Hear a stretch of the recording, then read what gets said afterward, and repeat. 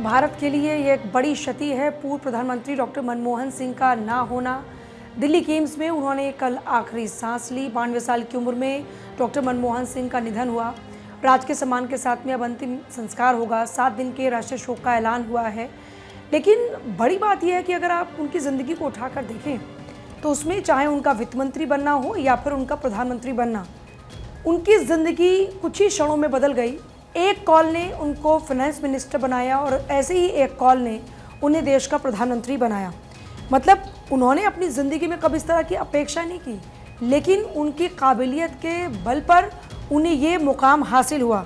एक phone call ने ही भारत की तकदीर को बदल दिया, ऐसा कहा जाता है जब मनमोहन सिंह वित्त मंत्री बने, क्योंकि जिस तरीके से आर्थिक सुधार उन्होंने किए। और आपको याद होगा जब वैश्विक मंदी का दौर था, उस वैश्विक मंदी के दौर में जिस तरीके से देश की इकोनॉमी को सस्टेनेबल बनाए रखा। एक तरफ वैश्विक मंदी में पूरी दुनिया मार झेल रही थी उस वैश्विक मंदी की, और दूसरी तरफ इनके नेतृत्व में जिस तरीके से देश की इकोनॉमी ने सरवाइव किया। यही वजह रही कि जब भी उनके विदेश दौरे रहे उनको खास तवज्जो मिली।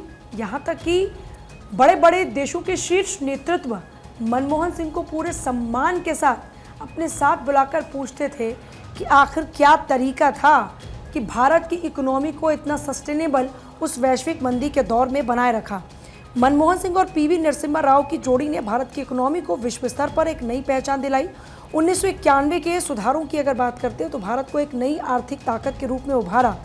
ये जून 1991 की बात है जब मनमोहन सिंह ने नीदरलैंड में एक सम्मेलन में भाग लेकर वो दिल्ली वापस लौटे थे और रात को आराम करने चले गए। उसी रात की बात है जब उनके दामाद विजय तन्खा को एक फ़ोन कॉल आया और कॉल पर पीसी अलेक्जेंडर थे, जो पीवी नरसिम्हा राव के करीबी सहयोगी थे। अलेक्जेंडर ने मनमोहन सिंह के दामाद से आग्रह किया कि वो उन्हें जगाएं, और उस फ़ोन कॉल को गंभीरता से नहीं लिया मनमोहन सिंह ने। लेकिन कुछ ही घंटों के बाद दोनों की मुलाकात होती है। 21 जून 1991 को मनमोहन सिंह ने अपने यूजीसी कार्यालय में जब वो थे तभी ये सूचना मिली कि वो घर जाएं, कपड़े बदले और बतौर वित्त मंत्री शपथ ग्रहण समारोह में भाग लेने के लिए आ जाएं। और गौरव कांग्रेस ऑफिस से लगातार मेरे सहयोगी इस वक्त बने हुए हैं। गौरव, क्योंकि अभी अंतिम संस्कार को लेकर अभी तस्वीर साफ नहीं कि आज होगा या फिर कल होगा, लेकिन जैसे जैसे सूरज उगेगा किरणें और तेज़ होंगी, उसके साथ साथ ये भी तस्वीर क्लियर होने लगेगी। लेकिन आप जैसा जिक्र करते कि कांग्रेस मुख्यालय पर भी हो सकता है कि उनका जो पार्थिव शरीर है रखा जाए, इसको लेकर अभी कुछ पुख्ता जानकारी मिल पा रही है क्या? और बिल्कुल देखिए, कांग्रेस का जो शीर्ष नेतृत्व है, खास करके जो पार्टी के बड़े लीडर्स हैं, कल देर रात से ही लगातार वो, चाहे हम एम्स अस्पताल की बात करें, वहाँ पर जाना हो, सबसे पहले प्रियंका गांधी वहाँ पर पहुँची थी। और क्योंकि उस समय अगर हम बात करें तो डॉक्टर मनमोहन सिंह जी की जो धर्मपत्नी थी, उनकी बिटिया वहाँ पर मौजूद थी।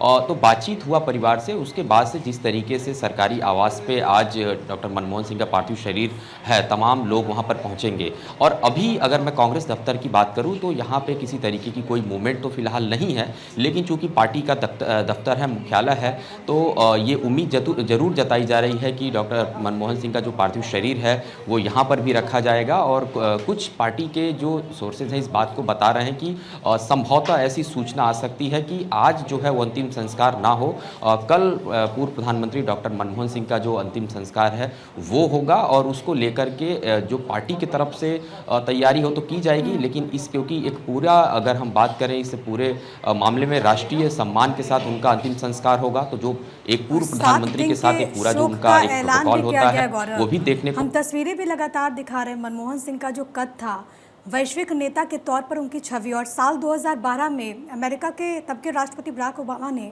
खुद ये बात कही थी कि जो मनमोहन सिंह बोलते हैं तो पूरी दुनिया सुनती है। वो तस्वीरें लगातार दिखा रहे हैं। और मनमोहन सिंह जिस तरीके से उनका कद था, आर्थिक सुधारों को लेकर के जो उन्होंने कदम उठाया, उनकी तमाम चीज़ों के लिए उनको याद हमेशा किया जाएगा। एक बार अक्षय का रुख कर लेते हैं। और अक्षय, बहुत शानदार सफ़र मनमोहन सिंह का रहा, कई सारी उपलब्धियाँ उनके नाम। जवाहरलाल नेहरू के बाद पहले ऐसे पीएम जो कि लगातार दूसरी बार इस पद पर काबिज हुए। अपने कार्यकाल के दौरान कई सारे अहम फैसले लिए, अमेरिका के साथ परमाणु समझौता, और जो राजनीतिक सूचिता की अब से पहले हम बात कर रहे थे जो कि बहुत कम देखने को मिलती है, मनमोहन सिंह एक उसका भी पर्याय थे।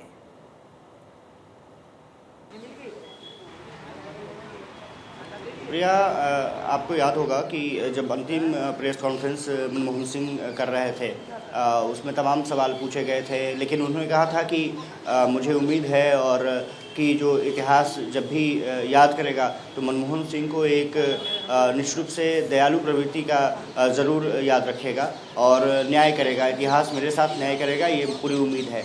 और जिस तरह से अपनी बातें वो बेबाकी से रखते थे, सबसे बड़ी बात ये रही है कि शांत स्वभाव के कारण वो चर्चा में भले ही बहुत ज़्यादा न रहते हों, लेकिन जिस तरह से उनका काम रहा, जिस तरह से उनकी कार्यशैली रही, बिना विवादों के जिस तरह से वो काम लगातार करते रहे, तमाम आरोपों के बावजूद और अपनी निष्ठा वो उन्होंने लगातार बनाए रखी। कांग्रेस शीर्ष नेतृत्व का लगातार उनको समर्थन मिलता रहा। जब प्रधानमंत्री उनको बनाया जा रहा था उस समय बड़े नाम थे जो कि लाइन में थे, जो बन सकते थे। प्रणब दा का नाम लिया जा रहा था कि वो प्रधानमंत्री बन सकते हैं। मनमोहन सिंह का जब नाम घोषित किया गया, सोनिया गांधी ने प्रधानमंत्री बनने से इनकार कर दिया था। साफ तौर पर था मनमोहन सिंह ने उस जिम्मेदारी को न सिर्फ निभाया बल्कि पूरी मजबूती के साथ निभाया और देश की जो गरिमा थी उन्होंने पूरी बनाए रखी। अंतिम प्रेस कॉन्फ्रेंस जब वो कर रहे थे, जब यूपीए सत्ता से बाहर जा रही थी, उनसे राम मंदिर और राम के अस्तित्व पर सवाल पूछे गए थे। उन्होंने तमाम सवालों का बड़ी बेबाकी से जवाब दिया था, शांत चित्त से जवाब देते रहे और उन्होंने अंतिम चीज़ यही कहा था कि जब भी मुझे याद किया जाएगा, एक निश्चित रूप से इतिहास में ये रहेगा कि दयालुता की भाव ज़रूर रहेगा कि प्रधानमंत्री के रूप में मैंने कैसा काम किया है, कि व्यक्ति के रूप में मैंने कैसा काम किया है। बड़े समझौते जिसमें से अभी एक प्रिया ने भी जिक्र किया था अमेरिका के साथ जो सैन्य परमाणु समझौता हुआ, ये समझौता जो 2008 में हुआ, ये बताता था कि किस तरह से डॉक्टर मनमोहन सिंह अक्षय अपने फैसले पर अड़िग रहते थे। सरकार के अस्तित्व पर सवाल आ गया था, लेकिन सरकार भी बचाई, ये फैसला भी हुआ, समझौता भी हुआ और इस फैसले ने यह भी बताया कि देश की तरक्की के लिए उन्होंने अगर फैसला लिया तो उन्होंने ये नहीं सोचा कि उनकी सरकार पर सवाल आ गया है। अगर जरूरी था तो सिर्फ देश जरूरी था उस वक्त।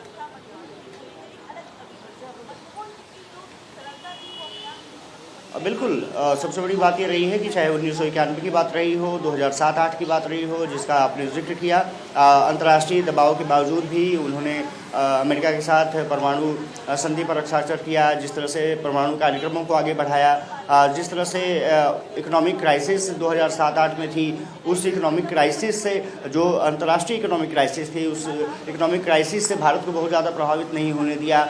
ये ऐसी कुछ बातें रही हैं कि एक अर्थशास्त्री ही समझ सकता था कि देश को किस दिशा में ले जाना है। जीडीपी की दर लगातार उन्होंने बेहतरी बनाए रखी। कुछ मुद्दों को लेकर के लगातार विभेद भी रहे, लेकिन आपको याद होगा कि ऑर्डिनेंस से लाया गया था, राहुल गांधी ने ऑर्डिनेंस को फाड़ दिया था। इसके बावजूद भी आक्रामकता मनमोहन सिंह में नहीं दिखी। तमाम आरोप उनके मंत्रियों पर लगे थे, इसके बावजूद भी उनकी छवि बेदाग रही। और जिस तरह से 10 साल उन्होंने शासन चलाया, 2004 से लेकर के 14 तक, अब वो अविस्मरणीय है और कई सारे कीर्तिमान, याद कर रहे हैं, कई सारी शासनकाल के उपलब्धियां उनके नाम रही। क्योंकि हम अखबारों का भी जिक्र लगातार करते हैं अक्षय,